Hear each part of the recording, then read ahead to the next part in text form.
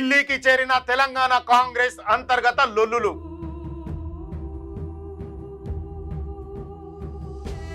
సమన్వయ కమిటీ పేరుతో నాయకులకు కట్టడి. తెలంగాణ సీఎం రేవంత్ రెడ్డికి అధిష్టానం బ్రేకులు. కొన్ని శాఖల వ్యవహారాలను ముట్టుకోవద్దని ఆదేశం.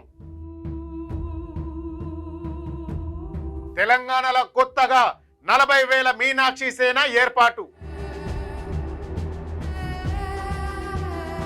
కాంగ్రెస్ లొల్లితోని లాభపడనున్న బీఆర్ఎస్ పార్టీ. నమస్తే, నేను మీ Venkatesh. Welcome to Q news. Telangana Congress పార్టీల నిత్యం జరుగుతున్న కుమ్ములాటల పంచాయతీ ఢిల్లీకి చేరింది కదా. దాని అసలు ముచ్చటేందో మెల్లమెల్లగా లీకులు బయటపడుతున్నాయి. పార్టీకి ప్రభుత్వానికి నడుమ చిన్న పంచాయతీనని అన్నాడు మంత్రి పొంగిలేటి. ఇంకో దిక్కు జగ్గారెడ్డి, కోమటిరెడ్డి బ్రదర్స్ తీరుతోనే సొంత పార్టీలోనే కుంపట్లు రగులుతున్నాయి. ఈ లొల్లి ఆపేటందుకు అధిష్టానం తీసుకున్న చర్యల్లో భాగంగా కొత్తగా సమన్వయ కమిటీని వేసింది. ఈ కమిటీ పేరుతోని సీఎం రేవంత్ రెడ్డి కాళ్ళల్లో కట్టెలు పెట్టిండ్రని రాజకీయంగా మస్తు చర్చ నడుస్తోంది. అదేంటో ఇప్పుడు మనం చూద్దాం. రాష్ట్రంలో కాంగ్రెస్ నాయకుల నడుమ ఆధిపత్య పోరు డైలీ సీరియల్ లెక్క నడుస్తుంది. మొన్న ఢిల్లీలో జరిగిన సమావేశం తర్వాత కాంగ్రెస్ల కలకలం మొదలైంది. కాంగ్రెస్ పార్టీ మహాసముద్రమని, అందులో చిన్న చిన్న సమస్యలు సహజమే అన్నారు పొంగులేటి. ప్రభుత్వానికి పార్టీకి నడుమ చిన్న గ్యాప్ ఏర్పడిందని మంత్రి ఒప్పుకున్నాడు. ఇంకో దిక్కు వర్కింగ్ ప్రెసిడెంట్ జగ్గారెడ్డి అయితే రాహుల్తో టచ్లో ఉన్నానని, నవంబర్లో తన పొలిటికల్ ప్లాన్ ఏందో చెప్తానని అంటుండు.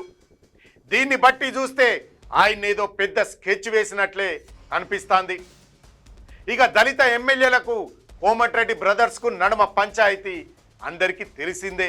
తనకు మంత్రి పదవి రాకపోతే నేరుగా సీఎం అయితానని కోమటిరెడ్డి రాజగోపాల్ రెడ్డి చెబుతాండు. ఆయనకైతే ప్రభుత్వంతోని పని లేకుండానే సొంతగా సమీక్షలు చేస్తాండు. దేవాదాయ శాఖ మంత్రి కొండా సురేఖకు తోటి మంత్రులకు అసలే పడతలేదు. ఇవన్నీ కాంగ్రెస్ పరువు తీస్తున్నాయి. తెలంగాణ కాంగ్రెస్లో జరుగుతున్న అంతర్గత లొల్లిని ఆపేతందుకు అధిష్టానం ఓ కొత్త సమన్వయ కమిటీని తెర మీదికి తెచ్చింది. ఈ కమిటీ 45 రోజులకు ఒకసారి మీటింగ్ పెట్టుకుంటుందని పిసిసి చీఫ్ మహేష్ కుమార్ గౌడ్ స్వయంగా తెలిపిండు. అయితే ఇక్కడే అసలు కిరికిరి మొదలైంది. ఈ కాన్ నుంచి ప్రభుత్వం ఏ నిర్ణయం తీసుకోవాలన్నా ముందుగా ఈ కమిటీకే చెప్పాలట. కమిటీ గ్రీన్ సిగ్నల్ ఇచ్చినాకనే పబ్లిక్లా ప్రకటించాలట. ఈ ముచ్చట చూస్తే రేవంత్ రెడ్డి స్వేచ్ఛకు అధిష్టానం బ్రేకులు వేసినట్టే అని విశ్లేషకులు చెబుతాండ్రు.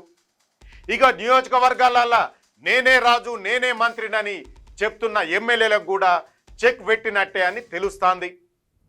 సొంత నిర్ణయాలతోని ముందుకు పోతే లాభం లేదని, పార్టీ లైన్ దాటొద్దని హైకమాండ్ గట్టిగా వార్నింగ్ ఇచ్చినట్టు సమాచారం బయటకు వచ్చింది. ఇక ఈ పంచాయతీలల్లా మీనాక్షి నటరాజన్ పేరు కూడా గట్టిగానే వినిపిస్తోంది. రాష్ట్రంలో ఏకంగా 40,000 మందితోని మీనాక్షి సేన ఏర్పాటు చేయబోతున్నట్టు టాక్ నడుస్తోంది. వచ్చే ఎన్నికలల్లా పార్టీని గెలిపించడే టార్గెట్గా ఆమె పనిచేస్తారట. అసలు మధ్యప్రదేశ్కు చెందిన ఈ మేడంకు తెలంగాణ పెద్దపీట వేయడమేందన్న గుసగుసలు వినిపిస్తున్నాయి. గతంలో ఆమె ఎవరికి చెప్పకుండా సొంతంగా పాదయాత్ర ఎందుకు చేసిందో ఇప్పటికీ ఎవరికి అర్థమైతలేదు. ఆమెకు అంత మాస్ ఫాలోయింగ్ ఎక్కడి నుంచి వచ్చిందనేది పెద్ద మిస్టరీగానే మిగిలింది. అసలు ఆమెను ఎవరి మీద ప్రయోగించేందుకు అధిష్టానం రెడీ చేస్తుంది అని కాంగ్రెస్ లీడర్లకే అంతుపడతలేదు. ఇంకో దిక్కు కొన్ని ముఖ్యమైన శాఖలల్లా ముఖ్యమంత్రి అసలు వేలు పెట్టొద్దని హైకమాండ్ షరతులు పెట్టినట్టు చెబుతున్నారు. మరి ఇన్ని ఆంక్షల నడుమ రేవంత్ రెడ్డి ముఖ్యమంత్రిగా ఎట్లా పనిచేస్తాడన్న అనుమానాలు జనాలల్లో మొదలైనవి. అధిష్టానం పెట్టిన రూల్స్తోని నామినేటెడ్ పోస్టులు, కేబినెట్ విస్తరణ లాంటి పనులన్నీ పెండింగ్లో పడ్డాయి. అయితే కాంగ్రెస్ పార్టీని ఇంకెవరో కాదు కాంగ్రెస్ పార్టీ వాళ్ళే కూలగొట్టుకుంటారన్న విషయాన్ని మరోసారి ఆ పార్టీ నాయకులు నిజం చేస్తాండ్రు. ఈ లొల్లంతా చూసిండు కాబట్టే కేసీఆర్ ఫామ్ హౌస్లో కూర్చొని సైలెంట్గా వెయిట్ చేస్తాండు. పోయిన అధికారాన్ని కాంగ్రెస్ వాళ్ళే మళ్ళా పల్లెంలో పెట్టి ముందట పెడతారని బీఆర్ఎస్ నమ్ముతాంది. దేశంలో కాంగ్రెస్ పరిస్థితి చూస్తే కేరళలో సొంత బలం లేదు. కర్ణాటకలో డీకే శివకుమార్ పగ్గాలు ఇచ్చినాక ఆశించినంత జోష్ కనబడతలేదు. తెలంగాణలో సాలిడ్గా ఉన్న పార్టీని అధిష్టానమే చేతుల దెబ్బ తీసుకుంటుందని జనం చెబుతాండ్రు. జనం కూడబలుక్కొని కాంగ్రెస్కు పీఠం కట్టబెడితే ఇక్కడి నాయకత్వానికి ఫ్రీ హ్యాండ్ ఇచ్చుడు పోయి రేవంత్ను కట్టడి చేస్తాండ్రు. ఈ కిరికిరితోని బీఆర్ఎస్ బీజేపీ నాయకులు మాత్రం మస్తు ఖుషి అవుతాండ్రు. చూశారు కదా ఈ కాంగ్రెస్లో కుమ్ములాటలు.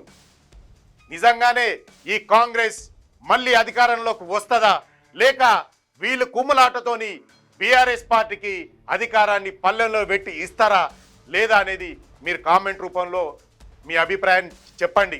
మరో మంచి టాపిక్తో మళ్ళీ కలుద్దాం. అంతవరకు చూస్తూనే ఉండండి మీ క్యూ న్యూస్. క్యూ న్యూస్లో ఎడిటర్లు కావాలను మీడియా రంగంలో మీ టాలెంట్కు ఇది సరైన వేదిక. 2 నుంచి 3 సంవత్సరాల అనుభవం ఉండి ఫోటోషాప్, ప్రీమియర్ ప్రో, ఆఫ్టర్ ఎఫెక్ట్స్లో నైపుణ్యం ఉన్నవారు కావాలను. ఫ్రెషర్స్ కూడా అవకాశాలున్నాయి. ఆసక్తి ఉన్నవారు వెంటనే సంప్రదించండి 8143001981.